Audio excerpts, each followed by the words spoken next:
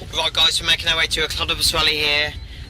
It's been a good, just turn the radio off there for you guys. It's been a good 40 odd miles, to be precise, 38.3, 1 hour and 31 minutes and 1 hour 11 without traffic, according to this, the Bing Maps directory. But as I say, moderate traffic would be approximately 1 hour 31, but for us it's been about 1 hour 20, 1 hour and a quarter to be an approximate. But due to detours and inadequately placed Clodopus signs, we've had to, you know, take some time off that, being 1 hour, roughly about 1 hour 20. So, but obviously there's been no traffic on the way, so it's been alright. But there's a sat nav there, 610 yards to the rally. Oh, there's a pheasant there. Actually, just saw a hawk over there, a bird of prey, just perching itself on the one of the wooden fences. So unusual sight that, but still quite nice. Get there roughly about 22, as you can see, 22 minutes to be precise. Yeah. Alright, so it's taken a while, as I say. I got up at roughly about 7, 10, at the most 5 minutes past 7, and got ready, and then got all the detectors in the car there, T2 and G2 Plus, and got all the equipment ready into the car, into the vehicle for detecting, and then yeah, we should be ready. Oh, there we go. I believe that's start the Clodopus. So.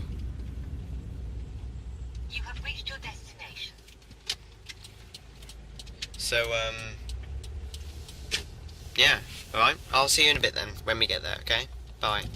Alright guys, we've just, I don't know really what we've been doing, we've just been coming back and forth, we don't really know where the dig is, and then luckily I just spotted them all the way over there, right there in the distance, in the middle of nowhere, just at the back of a field, so we'll be heading there. I mean, out of the, you know, many clod sticks I've been on in the past since 2014. I've been on, like, you know, a good 100 odd rallies. I've been on the majority of the rallies they've posted, so, but this is probably the most hardest to navigate and, you know, the most difficult. I suspect this person's looking for the clods too, so, well, they're all the way up there, so, yeah.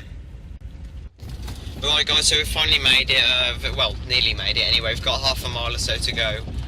Just up here, navigate these routes and small lanes, very thin narrow lanes here, and then luckily we should make an appearance at the Clodopus dig, so we may reach our destination sometime in the very near future, but by that I mean you know, a couple of minutes, but we just got to keep going around here and navigating our way really, so it's difficult to know exactly where, but I know they're back in that direction. But yep, Clodopus rally sign, there's another one.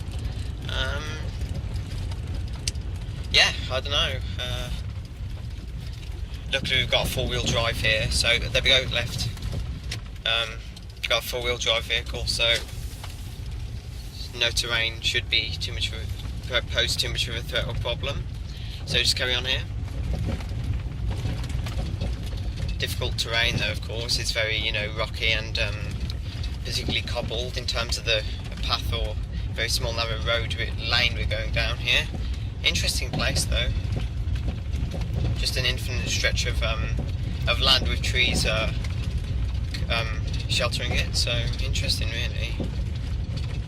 Right, I'll see you when we actually get there, because I'm sure it's very nearby, so yeah, I'll see you in a bit, bye. Right guys, we're here now, as you can see, great countryside. We've got 80 acres of stubble here. Approximately 3 fields. We got that one, and that big one there too. So looking forward to it. Right, I'll get the gear out, get the equipment detectors, gonna have a chat with some fellow members, and then I'll see you in a bit. So bye. Right guys, I actually can't believe this. Look, I've gone all the way down there, like done loads on there, back and forth. Just come onto this field, a few shotgun cartridges, bit of rubbish. Look at the landscape. It's typical for a Roman settlement. And it quite possibly is a Roman settlement, because just look what I've just had. Third one I've had of these, and I think you're already guessing the right answer here, because I had one in one of the previous videos, actually a couple of times in the past. But it has to be in the time of roughly about 2-3 months that I get 3 in a row. So excellent. Good 66 signal, absolute squealer on the top. Take my gloves off there with the G2 Plus. Done loads. Just gridded it like back and forth over on that field from the car, and then come over here. Absolutely squealer of a signal right next to this, or this hedgerow here, and boom. I've got myself yet another Roman fibula. Wow. And uh, is it a Roman fib? Yeah, it looks like it's got the right patina, the crumbling, very soft light green patina there, and it's corroded in mud, as you can see. I've got to clean that. But to me, that looks like a Roman fibula, doesn't it to you? It's got the right shape, got the right look, the right appearance, both in its patination and in its genuine shape. Yeah, that's a Roman fib. It's a big, quite a fat one, quite a thick one there, as you can see. Probably 1st century, this one is an early one. We're detecting near Worcester, of course, hence detecting Worcestershire. I mostly do fields in Worcester and Worcestershire, that sort of area and region, but wow.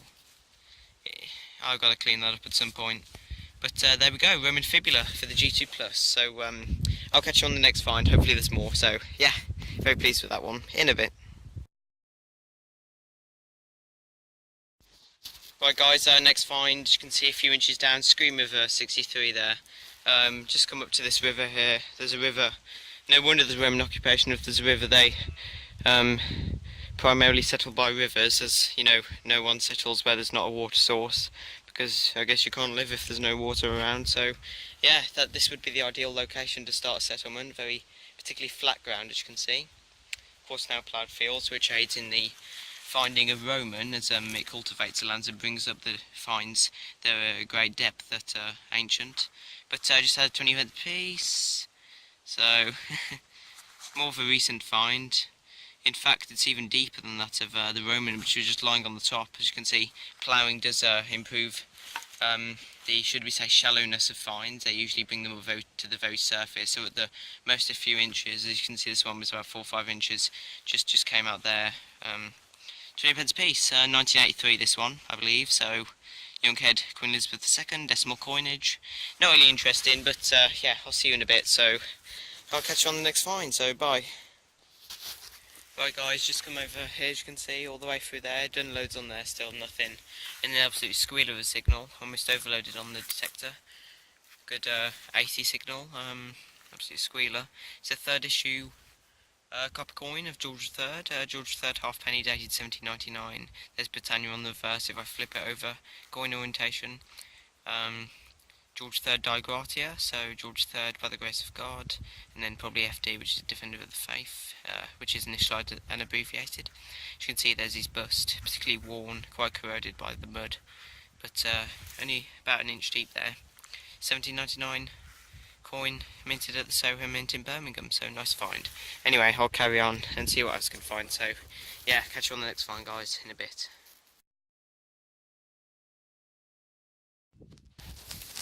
Right guys, just had this quite nice George II Fathin, as you can see. Probably a young head, so 1730s, 40s, but quite a nice coin, so yeah, good 69 on the Dad's C2, just swapped after lunch. Gonna head down there where they found the Roman coin. Right, I'll see you on the next find, so in a bit.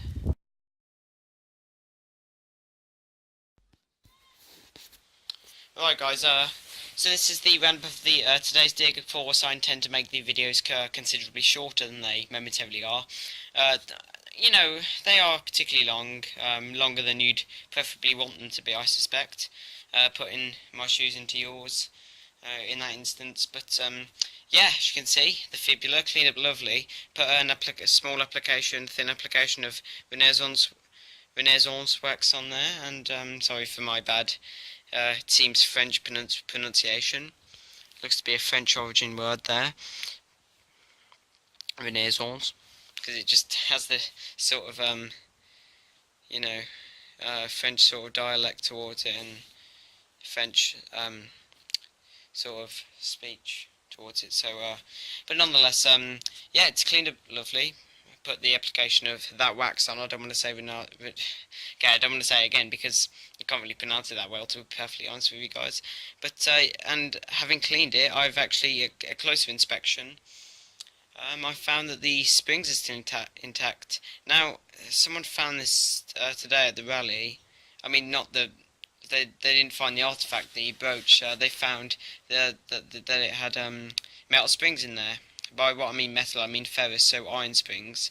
He said they They probably dated the later Roman era, 3rd, 4th centuries, but certainly the shape and size, and that it could be of the Polden Hill type. I would suspect 1st, 2nd century at the most there, but of course I highly doubt BC, as they never got as far as Worcestershire. I don't suspect.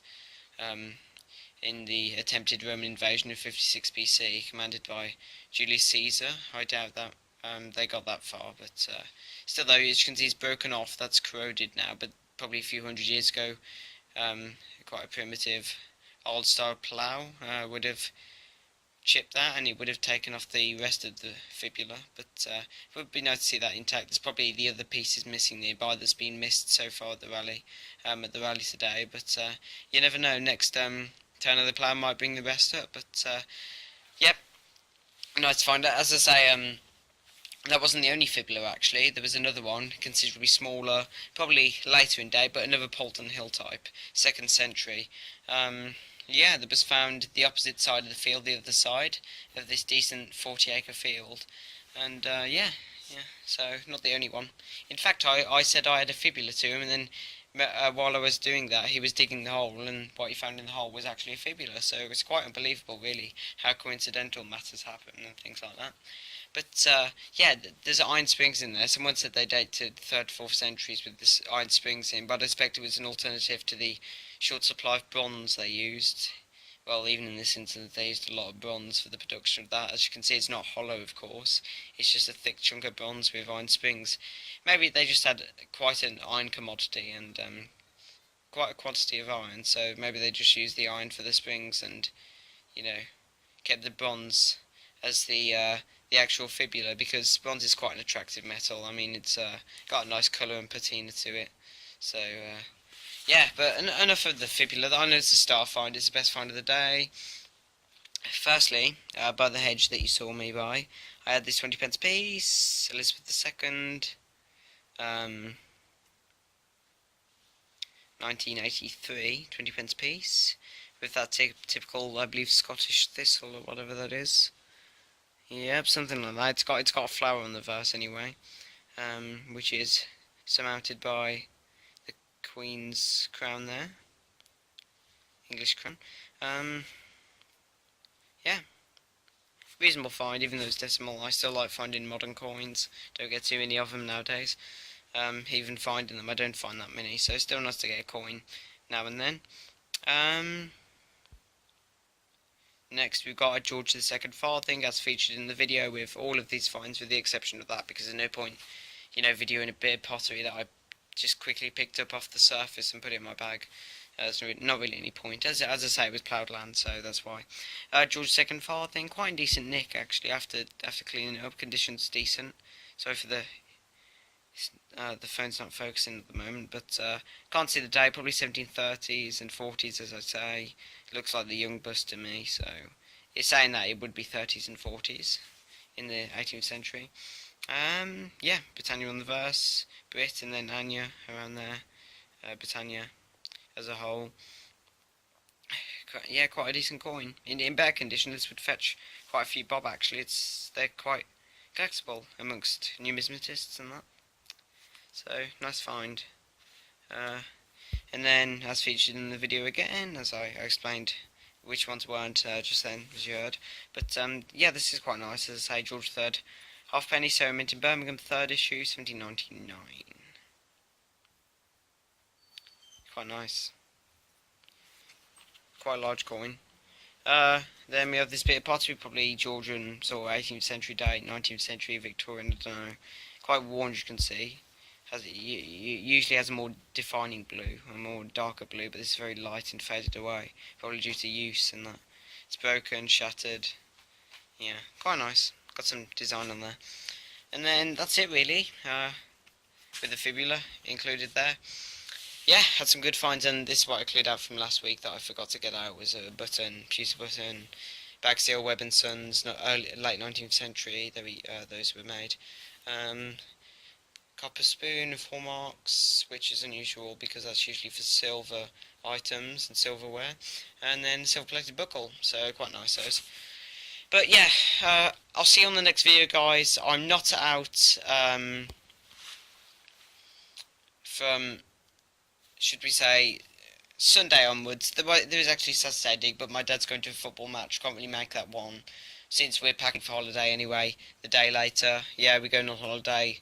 The Sunday to Canterbury in Kent. So there was a medieval mint there that produced vast quantities of coins. I mean, that was one of the primary mints in this country. One of the highest producing mints. That issued, of course, silver-hammered coinage. So, yeah, and it did so for under quite a few under quite a few dynasties for quite some time in the medieval period. Later medieval, I mean. So, yeah, it should be interesting. You could go, for example, Canterbury Cathedral. There's loads of different museums there. There's even a Roman museum. I could even donate this if I wished, but that wasn't found in Canterbury. I don't think they'd want it. But yeah, you can find loads of these on eBay for absolute cheap prices. Like they've just dug them in quantities like you would rubbish. They have so many of them on the internet these days for sale. But yeah, it should be good Canterbury, as I say. You might see a video after, sometime in a couple of weeks, because I could well, detect the beach. I've got a foreshore permit from the Crown Estate, so I could just give that a bash, see how it goes. If I find any gold rings, I'll let you know as soon as possible, and things like that. But yeah, I'm going to look forward to it, staying in a little cottage in the middle of Bishopsbourne, south of Canterbury. Should be good, Looking forward to it, very much so. So yeah, I'll end the video here. It's roughly about just over 10 minutes, I think, the whole video from now, looking at the length of this clip. So yeah, guys, I'll see you in a bit, on the next video in a few weeks, since I'm going on holiday, of course, as you know. So yeah, good luck and happy hunting, everyone. I'll see you in a bit. Bye.